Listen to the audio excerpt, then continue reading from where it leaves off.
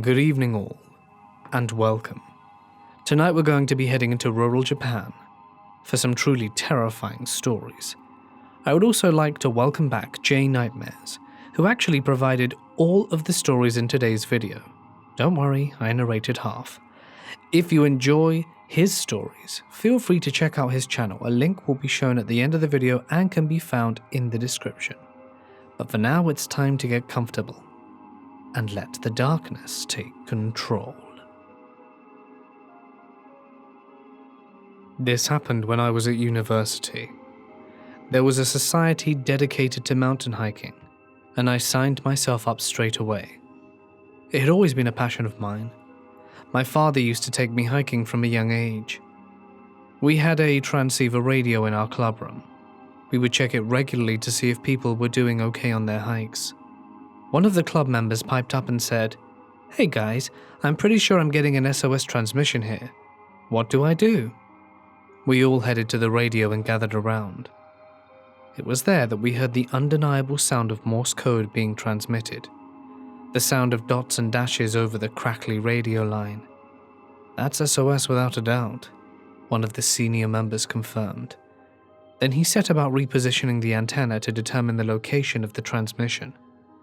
The signal was coming from the Joetsu border, and we got permission to use the society's owned car and headed off in the direction of said signal. We didn't have enough information on the situation to call the police, or even know where they were necessarily at that point. We decided we would call them once we'd checked out the situation ourselves. Others opted to join us in their own personal vehicles too, and it took about 3 hours to coordinate the location of the signal. It was coming from a forest area beneath Mount Tanegawa. We parked the car in the parking lot at the visitor's entrance. There were only a few cars parked there as it was a weeknight. We all had a handheld radio with us to help pinpoint the exact location of the signal. We checked it periodically to make sure we were heading in the right direction. The radio started going crazy. It seemed like it was howling at one point. It usually didn't do this, so everyone was surprised. Following the leader of the group, we entered a mountain trail. It was night, and the dense tree coverage made everything dark, but we quickly found a rucksack. We searched for a while longer and discovered a body. It was too late. We got out of the area and made contact with the police. We were all understandably shaken up by this. I mean, we were only university students. We didn't want to leave the forest though. We needed to explain it to the police. None of us noticed until much later, but the radio stopped emitting the SOS signal, and of course, no one doubted that the poor soul who perished in the forest trail was the one who raised the signal. Think about it though. How could a corpse possibly do that? We had this confirmed when the police said that the hiker did not have a radio on his person. What made this even more disturbing for us was the fact that the hiker had died 2 days ago. How did no one find the body in that time on the mountain hiking trail? The police explained all of this in a follow-up meeting with our hiking society. They said that they eventually found a radio, but it was submerged in a nearby stream. So who signaled SOS? The strange thing was that there were a lot of us there, and we didn't see anyone in the area, but that's not to say that someone might have been nearby. Can you imagine someone in the woods and the shadows of it, summoning us to the grisly sight of a murder under the false pretense of an SOS to watch us discover their work? We were there late. We watched all the cars leave that parking lot, and not one was left. That might suggest that someone had taken the body there. This case is still unsolved at this point. Who the hell raised that signal? We talk about that strange night in autumn on most of our society meetings. This happened back in my university days, when a friend and I were on our way back from a trip. On the way back, I guess I must have misread the map, or we took some kind of shortcut because we got lost somewhere on the mountain roads. My friend was driving, and I was supposed to be the navigator. It was the one job I had. It was around 8 p.m., but it was already really dark since we were in the shadow of the mountains. I noticed a white truck up ahead, and I said to my friend, if we followed the truck, we would probably get back to a main road in no time. I thought it was a pretty sweet plan because I didn't have a clue where the hell we were, let alone what mountain we were on. We were tailing the truck for a while, and then we realized we were going further and further from the main road and further into the desolate mountain roads. We started to worry as the roads turned to dirt roads, one-lane roads. The truck, more suited to these roads, sped up, and we lost sight of it. It was weird and kind of unlikely for the truck to disappear all of a sudden. There was nothing ahead of us apart from dark, dirt mountain roads. It was playing on my mind, but our priority was getting back on a main road. I was flipping through a map with a torch held in my mouth. There was no cell phone coverage. We were going further down the road when I noticed some lights behind our car. I looked in the wing mirror and noticed a white truck behind us. It was the white truck we had been tailing. I told my pal what I'd just seen, and we both watched the truck in the mirrors. We began to get a little creeped out by this. The truck then turned its lights off. Is it even possible to navigate these winding mountain roads with the lights off? I wondered. It was getting really freaky now. I was nervous and I could tell that my friend was nervous too. I stated the obvious at this point. I think that truck from before is behind us, man. It's following us now. As soon as I said that, I began to sweat. My friend shifted nervously in his seat too. He sped up to test my theory, and the truck behind sped up to catch us. Still, with its lights out, we didn't know what to do. We began to argue about it. It was incredibly tense. Then suddenly, the truck behind us seemed to disappear. It felt totally hopeless. Whoever was in the truck clearly knew the roads. I really wish we didn't decide to follow that guy. We kept going forward on the one-lane road, keeping an eye out for a chance to turn back, sending snappy, bitey remarks to each other about how we could get out of this mess. Then, seemingly out of nowhere, the truck swerved into our lane again and slammed on its brakes. My friend reacted in time, and once again, we were behind the white truck. He said, "If we don't do something, it's gonna end bad, mate." This was the worst. I've never felt so stressed out. A moment or two later, we reached a point where the road got wider, and my friend took his chance. We span into a U-turn. There wasn't too much space to turn, so my friend's car kissed the guardrail. On our escape, we noticed points in the road where the truck could have disappeared and appeared in front of us. That answered the question of how it was possible, but we still had the unanswered question of why. Why was this guy doing this to us? We knew that we were on our way back to civilization, so my friend floored it while I kept nervously glancing over my shoulder to see if the truck was following us. I kept asking him to speed up, but I knew that he couldn't. That truck could pop out of nowhere again at any moment. So we kept heading down those dirt roads until eventually they became concrete again. I saw the lights of people's homes, and before long, we came across a non-franchised gas station. My friend immediately pulled in and we skidded to a halt. My friend ran in and grabbed the clerk by his arm and frantically explained the situation. He asked the guy to call the cops and for directions to get off of these mountain roads. The clerk didn't seem that interested in our plea for help, so we got him to go outside. My friend then said, "You have to believe us, there's some guy chasing us. Okay then, if a white truck with all its lights off turns up at any second, then will you believe us?" And just as he finished saying that, the truck arrived with its lights still off. It screeched to a stop a few meters away from the gas station. Then, it slowly turned around and headed back into the darkness. We weren't able to get a look at the driver, but we noticed something. There was some sort of logo and some text on the side of the truck. The clerk at the gas station said, "Oh, now I get you. The guy's from the church, huh?" "What?" "I say church, maybe cult's a better word." I pressed him for more information, and it turns out that apparently the entire mountain is their territory. They own a village, and the leaders and the followers all live there together. I understand that there are cults in Japan, but I didn't understand why that truck was following us. So I asked, and according to the old fellow at the gas station, there are frequent attempts to escape by followers of the cult. who changed their mind. So the cult are very wary of cars getting anywhere near their village.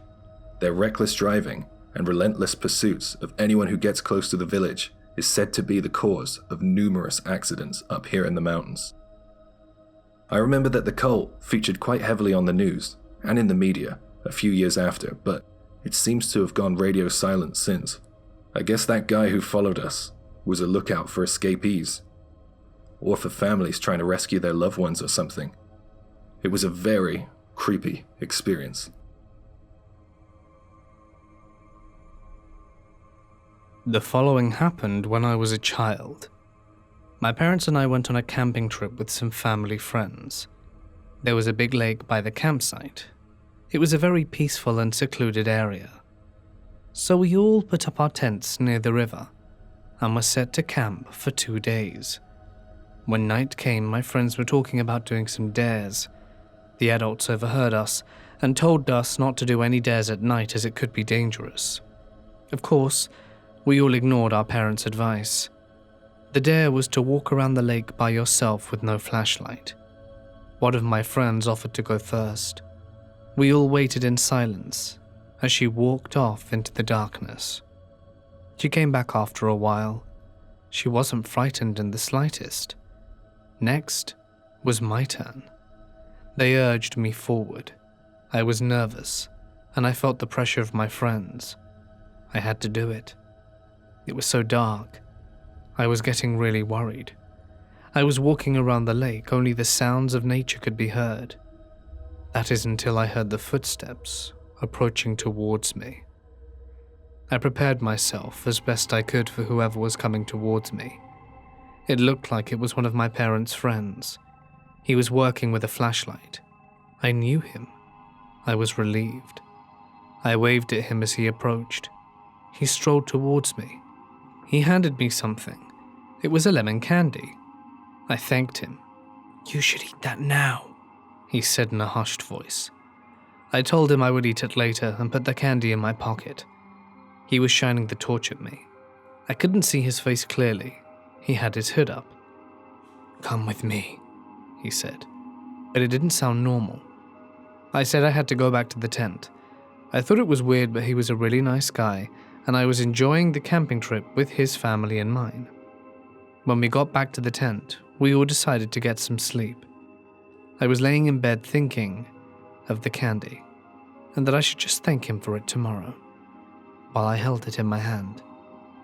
In the morning, I walked over to him while he was drinking coffee and thanked him for the candy. "Lemon candy? What are you talking about? I didn't give you any candy," he said. I thought he was just teasing me, trying to trick me. After a while, I could tell he wasn't joking. He said he wasn't at the lake that night. My mum came out of the tent, who had happened to hear our conversation. It got weirder and weirder. I went back to my tent to get the lemon candy to show them. All the parents and my friends looked concerned and frightened. Who was the person I met at the lake? I threw that piece of candy into the lake as our family picked things up, and we got out of there as fast as we could. This isn't my story, but one I heard from a member of my caving club. This story is distressing, but I think it serves a purpose, so please hear me out.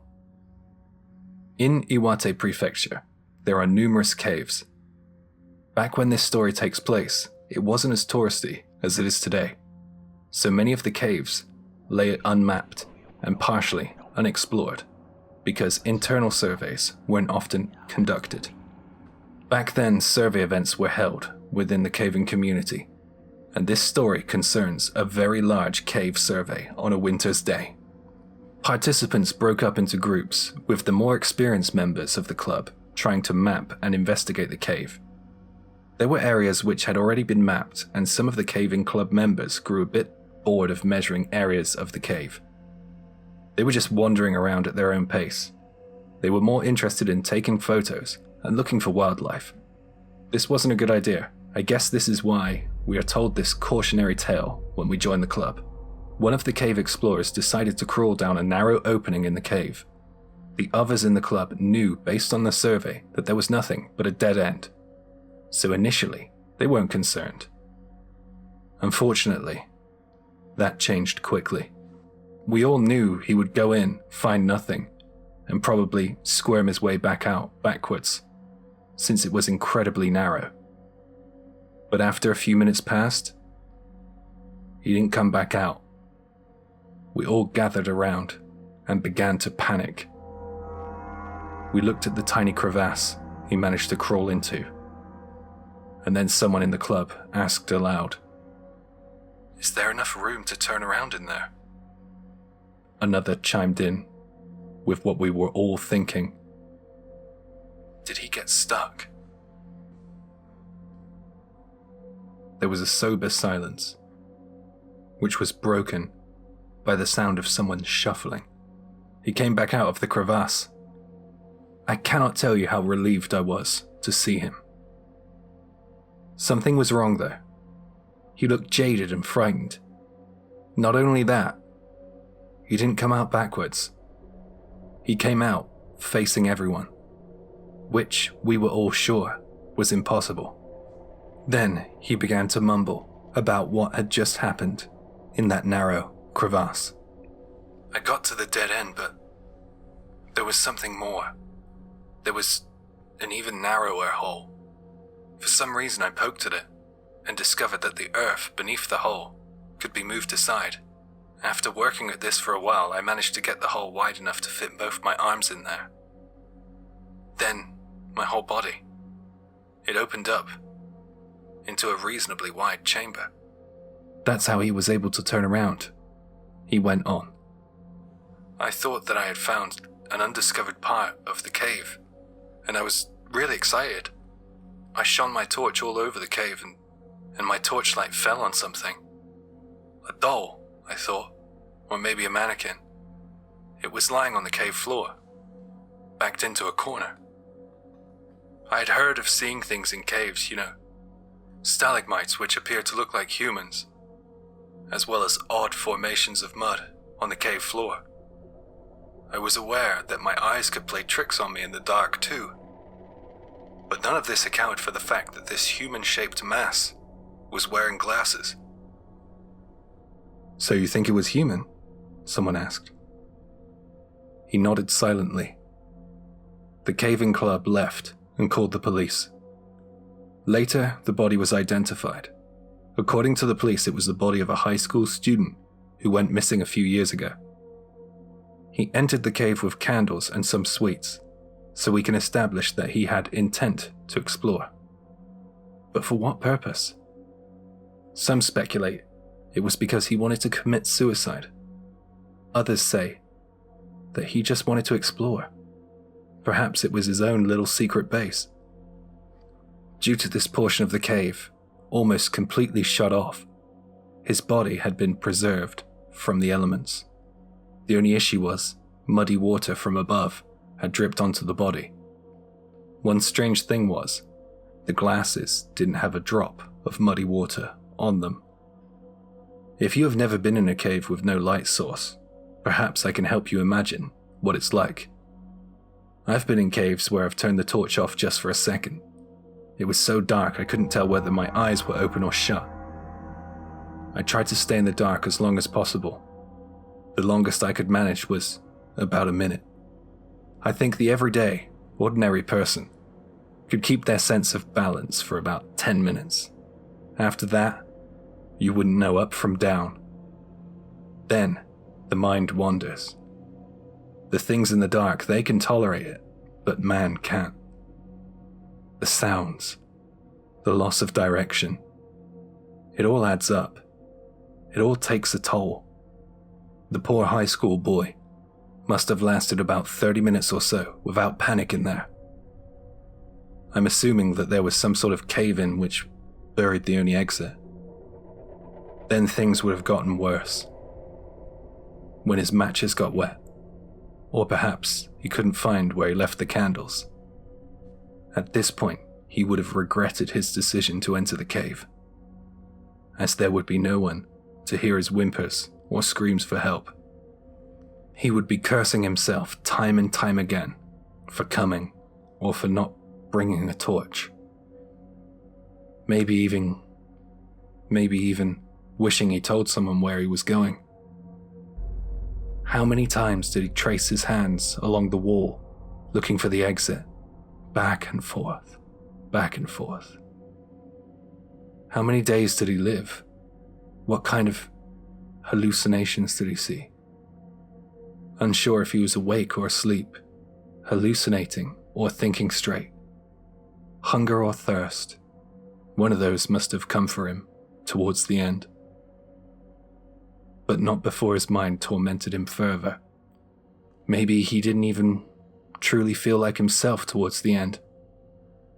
Maybe his identity faded into the darkness. How many times did he scream, scratch the walls, cry? He would have died without even realizing he was alive or dead. Staring, backed into the corner, hiding from whatever was tormenting him, his glasses resting on his nose, pointing towards the exit he could no longer find. I think this is the most terrifying and tragic death I've ever heard. This happened when I was in school. It was the summer break. I always loved going to see my cousins during the time off school. My family and I went to visit them, as they only lived in the next city over. I was really looking forward to seeing my cousin. He was a little bit older than me, but he was always up for playing games. Unfortunately, he wasn't always around, so I had to play alone. I didn't mind playing alone since my cousin's house backed onto a forest with a small mountain. It was so great. There was always fun to be had, like looking for bugs, and I decided to go exploring. I really wanted to go to the top of the mountain by myself, so I set my sights on the summit and started marching uphill. But then I noticed a dirt path leading off to the side. I was curious to see what might be there. That's when I noticed there was an abandoned-looking house down there. I immediately thought this would be an awesome place to make a base. My cousin would love it, so I decided to get a bit closer to check it out. I was so excited that I had found it. I crept up close to the exterior of the house and peeked through a broken window to see what was inside. I saw something so weird it will stay with me for the rest of my life. It was all decayed in there, but there was a chair that looked brand new. In front of the chair were these life-size cardboard cutouts of famous people. The way they had been placed made me think someone had deliberately set them up around the chair. There was a baseball player cut out, an anime one, and an actress. The way they were positioned around the chair, it was as if they were in conversation with one another. Looked as if it could have been easy for someone in the chair to be the center of attention. The house was a mess. Broken glass, chipped and damaged walls, but the chair and the cutouts were new. It was kind of off-putting. My gut told me that something was wrong here, so I decided to get back to my cousin's house. My skin went cold despite the hot summer's day. Something innate had awoken in me and was telling me to leave immediately. I began to scramble up backwards towards the mountain path, and that's when I noticed something in the house. I had gotten up the dirt road a bit, and I had a more aerial view of the cardboard cutouts in the house, and one of them stood out to me. It was moving by itself. For some reason I didn't run. It was fascinated, and I stood there watching it, cold sweat amassing my brow, unsure what exactly I was witnessing. I looked closer. My heart paused for a moment when I realized that there was a man hiding behind the cutout. I could see his arms and legs, but not his face. As soon as I figured it was a man, I ran as fast as I could back to my cousin's house, because I was young, and I didn't understand what had happened, or if I would be in trouble. So I decided to keep this incident to myself. If I hadn't noticed the man in there, or my gut instinct was off that day, I might not be alive to tell this story. Who knows? I was so close to walking in there. Now that I am older, I've had time to think about how strange the situation was. What was the purpose of the cutouts? Were they there to lure people? Did the man tell naive people or children that they could meet celebrities if they followed him into the house in the woods? And then, what would he have done to them? I still think about this from time to time. This happened a couple of years ago in Tokyo with 2 college friends. Mount Takao is a mountain located in Hachioji, Tokyo. It's a popular tourist destination. You can access it from the city center. There's a cable car which takes you up to the mountain, and you get some awesome views of Tokyo. In summertime, there's a beer garden too. But this story takes place on a cold December night in the off-season. The cable car wasn't active, and there was no sign of people around. So we headed up the mountain trail, with our breath fogging ahead of us and our torches in hand. There was no purpose in mind, no idea what we were doing. We had a few beers on board and just wanted to go exploring. Looking back, I think it was all my fault, because I said as we were passing on the street below, "You know what, guys? I haven't even been up that mountain yet." To which my friend replied drunkenly, "Well, we'll change that tonight, buddy." The trail to the mountain was freezing cold, and the muddy ground was hard with ice. Even though we had our beer jackets on and our actual jackets on, we were still cold. The biting wind was relentless. After about half an hour of climbing up the mountain, I had had enough. It was a stupid idea, so I said to my mates, "Guys, who wants to turn back?" I turned to look back, to get a look at what reaction this would provoke, and I saw their red faces and runny noses, and I knew what they would say. "Yeah, we look like idiots," one said, and the other agreed. So we started heading back down the mountain, slipping as we went, laughing at our idiocy. We were in good spirits though, you know? We were making memories. One of my mates slipped on his ass on the way down, and we broke out in raucous laughter. We stopped laughing in unison when we saw torchlights coming towards us. Apparently, there were other idiots interested in climbing the mountain tonight. As we were getting close to the entrance of the mountain trail, the path narrowed again, and we were about to share an intimate moment with the owners of those flashlights. I noted about 5 in total. I counted their flashlights. They looked to be of different age ranges and genders based on their heights and body shapes. As we got closer, I noticed that they were all wearing face masks. This was before COVID, by the way. I guessed there was a family, but I couldn't get any sense of intimacy between them. They walked together in silence. I was about to say hello, but none of them seemed to want to make eye contact. They passed us with their heads down. That's when I noticed something.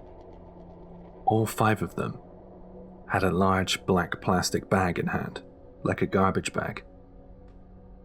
Weirdos, I thought. My friends seemed to share the same opinion because they stopped and turned around to watch them climb the mountain. We stood there in silence and watched them disappear into the dark shadow of Mount Takao. This encounter slipped my mind soon after. It was only a few days later, or maybe a week later, when I was suddenly reminded of it. I received a link from one of my friends who was with me that night to an online news article. The news was, "A partially skeletonized corpse has been found on Mount Takao." I shuddered when I read the words. The corpse had been cut into 5 pieces. I called my friend, and we spoke about the probability that we might have been on the mountain when that had happened. He remembered those people we passed and asked me if he thought they had anything to do with it. For a moment, I didn't know what he was talking about, but then it came rushing back to me. Those 5 people, wearing those masks, going up the mountain in the middle of the night, in the off-season, holding a black garbage bag each. And the fact that they didn't want to give us any eye contact. We spoke about it for a little while, and we can only assume that we must have passed a family with something to hide.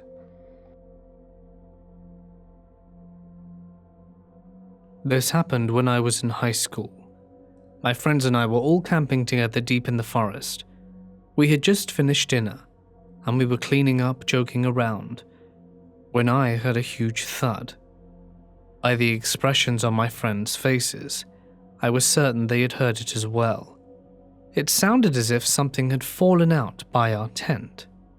It was dark, so we grabbed some flashlights and went in search of the source of the thud. There was something big and white laying on the ground. It looked like an animal. We were freaking out. We shone our torches at it from a distance. The more we looked at it, the more it looked like a body. A human body. He seemed to have fair or balding hair, and as we approached, we noticed something was wrong. His limbs were bent at impossible angles. We rushed in, realizing the gravity of the situation, and as soon as we got close enough to have a good look, we knew it wasn't a human, but it was as big as. It was a mannequin. Where the hell did it come from? Did someone throw that at us? We scanned the area with our torches, and no one was around.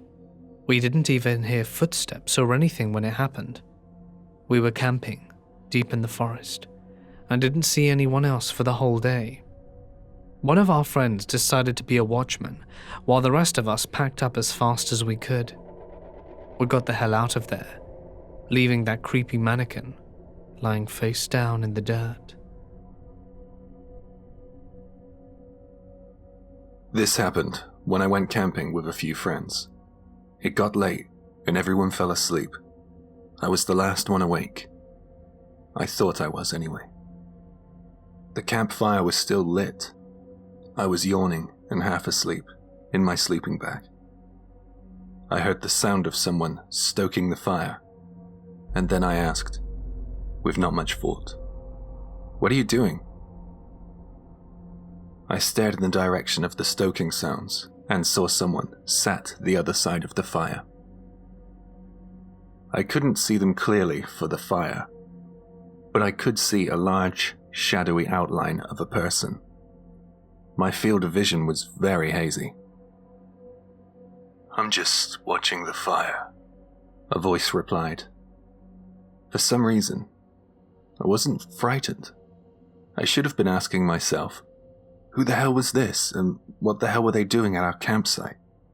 We were in the middle of nowhere, deep in the woods, and it must have been about 3 a.m. I don't know if that was down to me being half asleep. I felt like I was in a dreamlike state. You know, that perpetual place between consciousness and sleep. I kept speaking to the owner of that voice without any thought process being initiated in my mind. I thought I was asleep for a while.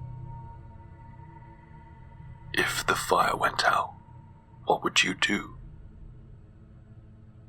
"Don't put the fire out," I replied. "Why? What would happen if the fire went out?" It won't go out." "Out here in the mountains, if this fire went out, you wouldn't be able to see a thing, would you?" "Well, if the fire goes out, I guess we'll just have to deal with whatever happens in the dark." "No one knows what's lurking in the dark, do they?" "The darkness is as frightening as it is deep. We never know what's in the dark. That's why we have to keep the fire burning. We've got to take turns keeping the fire burning, keep watch." I don't know what else to call that thing, but I will call it the Lord of Voices. I don't know why that's even in my head. It kept asking me to extinguish the fire, and it kept telling me that it would be fine. "You're already sleepy. Just put the fire out. You'll sleep so peacefully." "I don't want to do that. I'm fine. Just don't worry." "Shall I put the fire out?" "Don't do that. If you put the fire out, I'll just start the fire again. I don't like the dark." "Once the fire's out, it's already dark. There's no use fighting it. You may as well sleep." "It's okay, I have a lighter. I'll keep the fire burning." "How are you sure it will work? You don't need that. Just give it to me. If the fire doesn't go out, What use is the lighter to you? Just throw it away. It's not mine, you can't do that. This dreamlike state went on for hours in my mind, but in reality perhaps it was just minutes of some fleeting dream. Although deep down, I know it wasn't a dream. I don't know if I can convince you of that, but this was real. Eventually the shadow rose and began to amble away. It swayed as it moved into the darkness. Then I felt as if I was being shaken. It was horrible. And when I opened my eyes, I was eye to eye with one of my friends from the campsite. I was relieved it was him and not that shadow, the Lord of Voices. "What the hell are you talking about?" he asked. I could only mumble half responses. I was confused myself. I was so confused, but then my thoughts began to make sense. My friends had come out of their tents, and they had heard me muttering alone out there, and they had came to see what the issue was. It was the dead of night and near pitch black, except for the dying embers of the fire. I saw one of my friends was about to extinguish those remaining embers. I flew into an insane panic. I had to be restrained, but there was no way I was going to allow that fire to go out. I screamed at them to never let the fire go out. Then I remembered the Lord of Voices' words with a chill. "No one knows what's lurking in the dark, do they?" I stayed awake all night and watched the fire, shivering in fear of hearing that voice again. But it never came back. I can still hear it in my mind. What was I talking to? Something older than man? I get goosebumps when I think back to that night in the woods. This happened about 5 or 6 years ago. My grandfather lives in a mountainous area of the Miyazaki prefecture. I used to visit him every summer vacation. It was really great. I loved playing in the river by his house, going fishing amongst other things. The summer in question, I had been in the river swimming for about an hour. I started to get cold, so I got out and sat on one of the jutting cliff rocks above the river. I loved it because it was like my own private river, where we never usually had people around. But on that day, I took notice of 2 children about 200 meters away. Even though they were quite far, I was sure that they were elementary school kids like me. I didn't know that there was a school in the area.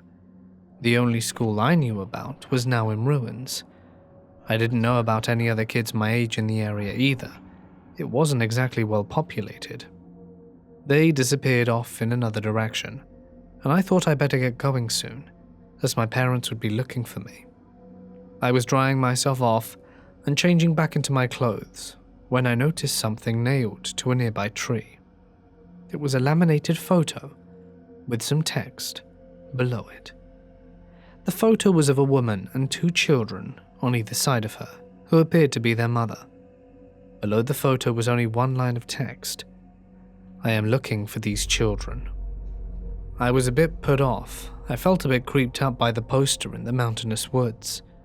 The strangest thing about the poster was the fact that the mother's face had been scribbled over with a black magic marker. The children's faces had been circled in a red marker. Why would the mother's face be blacked out? Surely she would want to be identified if she was the one looking for the children. Something didn't sit right with me about that poster. Weirder still, one of the kids in the poster had a unique hairstyle which made him recognizable, and one of the kids that I saw by the lake today had the same hairstyle. Close cropped shaven hair. Things were weird, and I wanted to leave the area.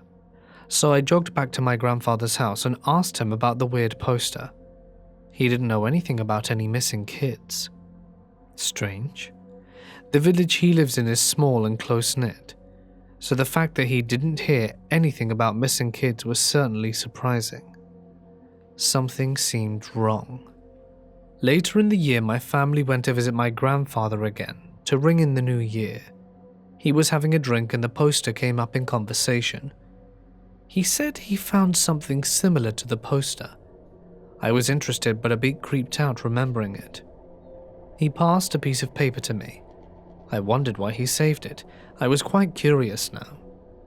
It was the same poster as last time, except this time there was something written over the photo. The word "found" in bright red ink. I was really creeped out by this. I took it to the local temple and the priest said a prayer, just in case. I have no idea if this poster is an innocent thing or something far more sinister. All I know is the kids looked like they were hiding, and there is something dark about the situation. Who puts up a poster in the middle of the woods looking for children without asking the locals and blacking out their mother's picture? Who did they think would see the poster in the woods? Was their mother looking for them? Was it someone else? Were they kids of some cult escapees? I think about this from time to time. I think there might be something going on at that mountain. I want to tell you a couple stories about when I used to live on the streets as a homeless man. It was hell living on the streets. The stares and the looks of disgust were nothing compared to the violence I endured. I got into an altercation with some guys one night in a park in Tokyo, and I was beaten to within an inch of my life. I had to get out of the area, as I thought they would be back. I remember moving from place to place, and it was all kind of a blur. Somehow, I ended up way up in the sticks, close to the mountains, and eventually I ended up living in an abandoned shrine. It wasn't so bad. I would walk down to the village and exchange my labor for food. You might think that living in an abandoned shrine might be scary, but I can tell you that there was only one thing I was scared of: people. I would offer my services to anyone who had any work available. I like to think of myself as a jack of all trades, an all-rounder. I would often ask people on the street or go door to door trying to drum up some work. One guy asked me what services I could offer. Pretty much anything, I said. He then pulled a gun out, cocked the trigger, and put it against my head. "It's loaded," he said. You can imagine how I felt, right? He put the gun away and said, "I just wanted to point a loaded gun at a human." He then threw some money my way and left. I guess the cash he threw was what he deemed the value of my life to be. Not long after that, a gang found out where I had been living. They came late one night. They found me, and one said a phrase so off-putting, I don't think I'll ever forget it. "You have no human rights." He had already dehumanized me. They carried sticks, iron bars, metal pipes, and they came at me. It was too late to escape. And when they were through, I was left with a broken leg. It was hell. At the same time I experienced such a lack of humanity, I also experienced the opposite. A farmer I had worked for in the village brought food to me when he heard about the gang attack, and he even paid for my hospital bills. If it wasn't for him checking on me, I probably wouldn't have been found, and I might have starved to death in my makeshift home. There would have been no way for me to get down that mountain to the village with a broken leg. I owed that man my life, and I asked if there was any way I could repay him, and he just replied, "Oh hell, why don't you just try and grow some vegetables or something, make yourself a living. Pay me back when you get yourself set up. There's no rush." I learned a lot about agricultural work from him, and when he gave me a method to repay his generosity, I felt like I was still getting more than I was giving. The soil by the shrine was hard, and nothing much would grow, but I was determined to pay him back. I would go to the river countless times a day to fetch water, and eventually I made some serious progress. This joy was short-lived. A group of people who were into urban exploration came to the abandoned shrine and trashed my little farm. They stomped all over my plans. Why? I had nothing, yet people still wanted to take from me. Something snapped in me. I felt robbed, and I wanted someone to pay for it. I kept a 2x4 with me at all times, and I decided I would be ready for whoever wanted to mess with me. Living this way made me happy. Fight or flight, a return to animal instincts. I grew less trustworthy. I was always scared of spirits or ghosts, but I learned humans are much worse. It was at this point I started to see things. I thought the shrine was haunted. I decided if there was something else there with me in the shrine, I wanted to be of service to the shrine, since the farm wasn't working out. I had learned some carpentry skills when I was younger, and I thought I would try and clean the place up and mend some things. Maybe if the shrine looked a bit more maintained, it would keep the urban explorers and gangs away. Being busy took my mind off my hate for those who sought to hurt me. I started to speak to God, or whatever the spirits that inhabited the shrine were. I would say hello and goodbye, like I was living with them. At first, just to myself, and then quietly out loud. And by the end, I was talking loudly like there was someone else with me. Eventually, the shrine looked pretty good. I started to see the ghost again. She was a beautiful woman, and she was so pleased that I had cleaned up the shrine. She would just sit there and comb her gorgeous hair. Sometimes I wouldn't even hear her. I would just hear some rummaging noises. I felt like I had some company, and I enjoyed it. The gang came back one night. The same gang that attacked me and broke my leg. They laughed at me when I called for help, when I called to her. But they weren't laughing when my friend who owned the farm arrived with his hunting rifle. They never came back after that. Since he saved me again, I decided to stop being so hateful. And I put all that wasted energy into agriculture. I still needed to pay him back, even though he wasn't expecting anything from me. I was determined, and through years of hard work, dedication, and the support of my friend, I managed to hone my skills. I found some land to rent, used it, did well, and I kept repeating this process. Now I own several plots, and I have several employees. I usually offer work to those who are in the same position as me, the homeless. And as for my friend, I've paid him back, don't worry. I bought him several plots of land by the mountains.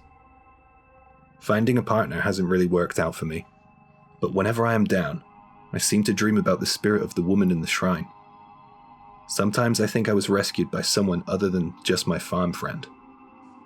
So my next project is restoring the shrine to its former glory and reinstating a priest there. This happened in 2009, when I was fishing in the summer. It was an area with steep hills and cliff faces. It seemed like the place where locals wouldn't pass through, as it was a bit of a trek to get there. It is said that the river is home to big game fish, and it was really secluded. It was the weekend, and I imagined there to be a couple of other people there, but I was delighted to find that I was the only person pitched up on the lake. After setting up my tent, I cooked a little and then went off to sleep in my sleeping bag. It was nighttime when I arrived, and I planned on getting an early start to fishing at daybreak. I was having a perfectly sound night of sleep, until I heard this horrible loud noise. It shocked me out of sleep. I opened my eyes immediately. I didn't know where I was for a second. I hate that feeling. I couldn't hear that strange sound anymore. But my tent was shaking. A quick glance at my watch told me it was 2 a.m. I told myself in my half-asleep state to remain calm and composed. I thought, wow, maybe this is that sleep paralysis I've heard about. I considered that might be happening, or I was suffering from some sort of auditory hallucination. But this seemed too real. This was no sleep paralysis, I realized with a shudder. Another possibility crossed my mind, a rock fall. but I remember checking the cliff before I pitched up my tent. It wasn't all that rocky. The soil was hard and dry too, since it was summer. But this wasn't an impossibility. I didn't think that it could be a human in the middle of the night outside my tent. That thought was too terrifying to consider in the dark alone, so I tried to think of other possibilities. Because I was working myself up a little and getting frightened, I knew I wouldn't be able to go back to sleep, so I turned on the light in my tent, which put me at ease a little bit, but I didn't feel like going outside the tent to check. I told myself not to worry, and soon it would be bright outside and I'll be fishing. Just as I was calming myself down, I heard something outside. It was quiet for a moment, until I heard another sound. It sounded like someone wailing, moaning, groaning, whatever. I felt as if I was going to pass out from the fear. On the other hand, I was thinking, it's a bit lighter now. What if it's a person, and they need help or something? I was worried for whoever might be out there, so I decided to leave my tent. Just as I reached for the tent zip, the moaning got louder. I paused for a moment. Cold sweat teemed from my brow. I could see something outside, the other side of the tent. A dark, hulking shadow. Now I was certain that someone was out there. I grabbed my torch and my frying pan as a weapon, and I pulled the zipper down and decided to face whoever was messing with me. I leaned out and looked around. I scanned everywhere. There was no one around. I could see a fishing boat in the distance, but that was all. I couldn't see the owner of that shadow that darkened my tent. It was deathly silent. It was truly terrifying.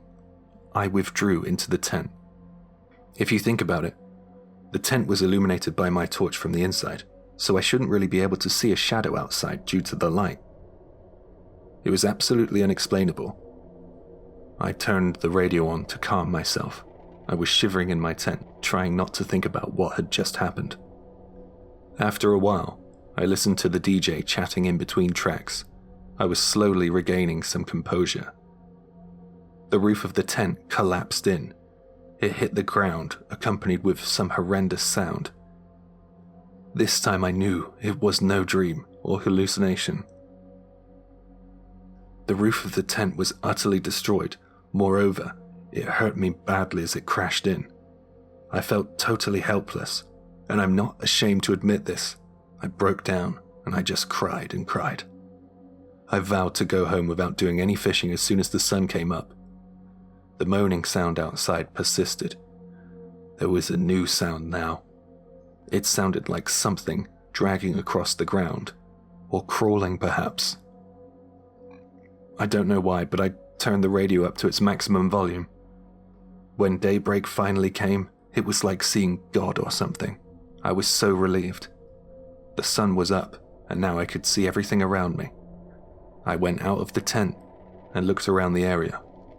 There were beer cans, bottles, and flowers scattered around.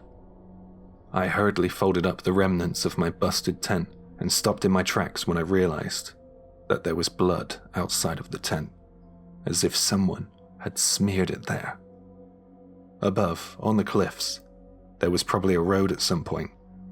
I wondered if there had been an accident there. Maybe someone had passed away in the area I set up camp, perhaps due to the nature of their death. They became that horrible thing that tormented me. I didn't know what else I could offer as an explanation. Or perhaps there was some sort of creature out there. But I don't know anything in nature that would do that. I didn't know what else to do, so I offered my remaining juice to whatever spirit might be around. I left it as an offering to ease their passing, and wished them happiness in the next life. I choose to believe that it was a spirit, because the reality of some people or a person out there messing with me in the dead of night is too terrifying to consider. Thank you all so much for listening. I am really happy to share some creepy stories that you might not have heard. These Japanese stories were translated by myself, and you can find more on my channel, so please consider subscribing if you enjoyed this. I like to think that you will find stories that you probably haven't heard before there. I like to try different types of stories between human horror and the unknown. I'm always interested and open to suggestions, and I love chatting in the comments. Big thank you to Mortis Media. It's been an absolute pleasure to work with you, as well as being introduced to your audience. Thank you all.